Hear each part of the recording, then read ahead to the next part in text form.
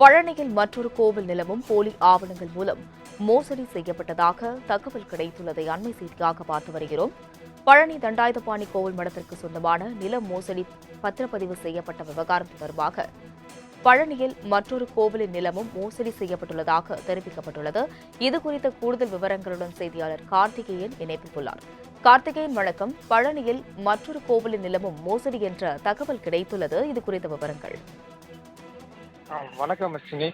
பழனி அருகே பழைய ஆய்க்குடியில் குறிப்பிட்ட சமுதாயத்துக்கு உரிய கன்னிகா பரமேஸ்வரி அம்மன் மடம் உள்ளது. இந்த மடத்துக்கு சொந்தமான கிழக்கு ஆயக்குடி, மேற்கு ஆயக்குடி போன்ற இடங்களில் பல ஏக்கர் நன்சை புன்சை நிலங்கள் உள்ளது. இதில் புது ஆய்க்குடியில் இருந்து குறிப்பிட்ட ஒரு நிலம் கடந்த பல வருடங்களுக்கு முன் ஒரு நபருக்கு பத்திரப்பதிவு செய்யப்பட்டுள்ளது. இதற்கு அந்த சமுதாயத்தில் பலரும் எதிர்ப்பு தெரிவித்து வந்த நிலையில் தற்போது மற்றொரு நிலமும் தனிநபருக்கு பத்திரப்பதிவு செய்யப்பட்டுள்ளது.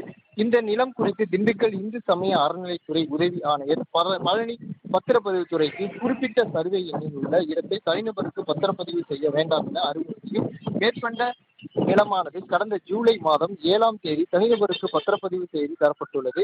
பழனி கோயில் மடத்து நில பிரச்சனையில் முறைகேடாக ஆவணங்கள் மூலம் பத்திரப்பதிவு செய்து கொடுத்த சார் பதிவாளர் ஜஸ்டின் மணிகண்டனே இந்த பத்திரப்பதிவையும் செய்து கொடுத்துள்ளார்.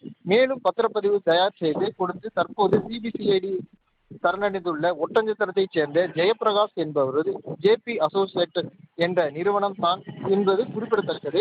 சுமார் 2 கோடி ரூபாய் மதிப்புள்ள இடத்தை வெறும் 9 லட்சத்துக்கு கிரயம் செய்ததாக பத்திரப்பதிவில் குறிப்பிடப்பட்டுள்ளது. பழனி கோயில் நிலத்தை முறையீடாக ஆவணம் மூலம் ஜஸ்டின் மணிகண்டன் பத்திரப்பதிவு செய்தது வெளியான நிலையில் தற்போது ஆயக்குடி கன்னிகா பரமேஸ்வரி அம்மன் மடத்தில் இடத்தையும் முறைகேடாக பத்திரப்பதிவு செய்து கொடுத்தது பரபரப்பை ஏற்படுத்தியுள்ளது.